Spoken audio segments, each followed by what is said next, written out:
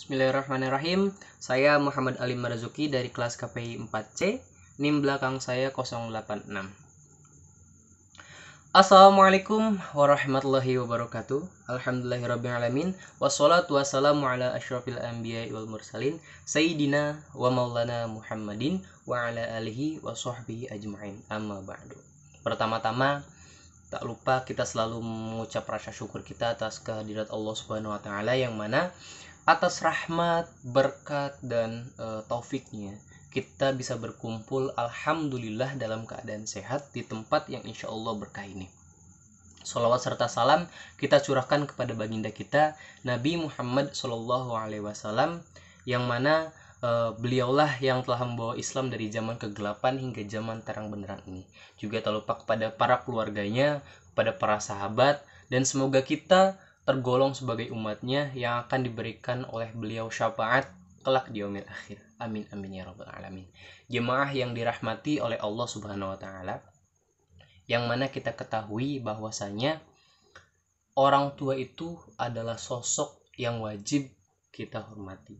Dalam hadis yang diriwayatkan oleh Abu Hurairah, Rasulullah SAW bersabda yang artinya, dari Abu Hurairah, ada seorang laki-laki yang datang menemui Rasulullah dan bertanya, "Ya Rasulullah, siapa orang yang patut kita hormati?" Rasulullah menjawab, "Ibumu." "Lalu siapa lagi ya Rasulullah?" "Ibumu."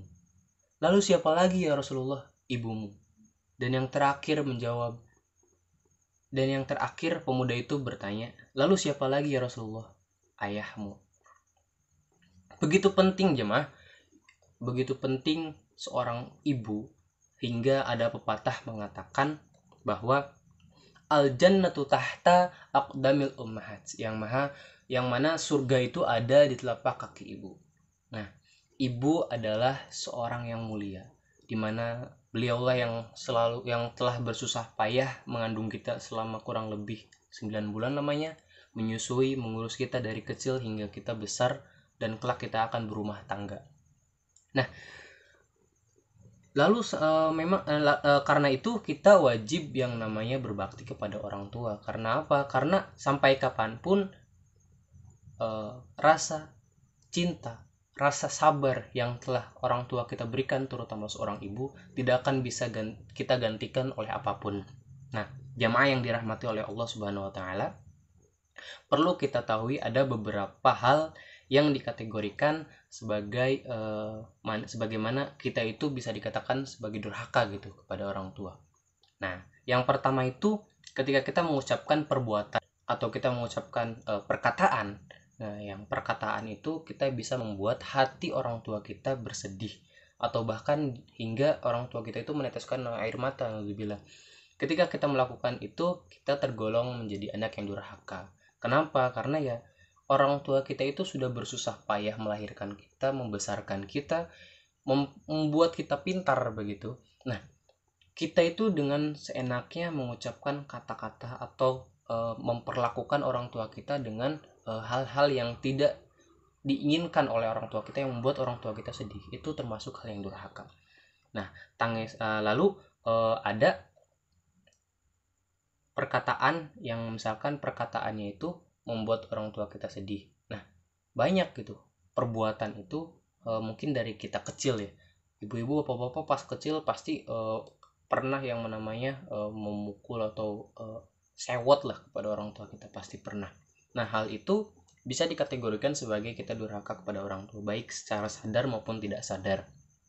Nah, lalu Abdullah bin Umar berkata bahwa tangisannya kedua orang tua itu adalah termasuk durhaka kepadanya. Nah, hadis ini diriwayatkan oleh Abu Hurairah. Nah, tangisan orang tua yang disebabkan karena beliau tersinggung gitu. Tersinggung atau sakit hati terhadap perkataan yang kita lontarkan kepada mereka, yang membuat hati mereka sedih, itu merupakan kedurhakaan kita terhadap orang tua kita. Nah, berbeda misalkan orang tua kita itu bersedihnya itu atau meneteskan air matanya itu bukan karena perkataan buruk kita terhadapnya, melainkan prestasi ataupun hal yang kita capai yang membuat beliau merasa bangga. Nah, kekecewaan dengan kebanggaan itu beda, walaupun kita lihat dengan kasat mata beliau sama-sama menangis begitu. Lalu ada yang kedua, misalkan ada seorang anak yang berani mengeluarkan kata-kata cacian seperti tadi. Nah, ada kata-kata cacian yang buat hati mereka sakit dan atau kita naudzubillah sampai menjelekan atau mendoakan kejelekan kepada orang tua kita itu. Nah, maka ketika kita melakukan hal tersebut, Allah akan melaknat kita. Laknat Allah ini berlaku bukan hanya di dunia, jemaah, berlaku juga di akhirat. Yang mana ketika kita di dunia itu kita serasa sesat gitu, kita tuh serasa disesatkan oleh Allah, kita selalu susah, kehidupan kita selalu susah, selalu dilumpuhi oleh kegelapan. Karena apa? Kita punya dosa gitu, dosa besar, durhaka itu kepada orang tua gitu. Nah, memang dosa ini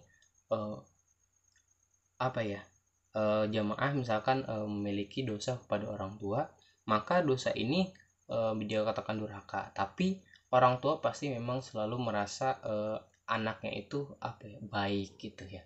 Orang tua itu selalu membaikkan anak-anaknya walaupun mungkin anaknya itu punya sikap yang jelek. Nah, dengan begitu orang tua itu akan mudah memaafkan, tapi jangan kita apa ya, memanfaatkan di mana orang tua itu selalu memaafkan kita. Jadi kita selalu membentengi diri kita untuk membatasi, untuk apa ya, untuk agar kita itu tidak mengeluarkan kata-kata, minimalnya mengeluarkan kata-kata itu jangan apa ya, jangan kasar lah. Kalau misalkan ada beberapa bahasa itu kan ada bahasa bebasan, ada bahasa sehari-hari, jadi ke orang tua itu bahasanya lebih halus dan lebih sopan. Jangan samakan orang tua dengan teman-teman tongkrongan kita begitu. Nah, cuma yang dirahmati oleh Allah, mungkin ini saja yang bisa saya sampaikan, ilmu yang sedikitnya mungkin insya Allah bermanfaat, yang mana baiknya itu datang dari Allah, juga yang kalau misalkan ada perkataan saya yang buruk itu berasal dari saya. Mohon maaf apabila ada kekurangan. Wallahul muwaffiq ila aqwamit thoriq. Wassalamualaikum warahmatullahi wabarakatuh.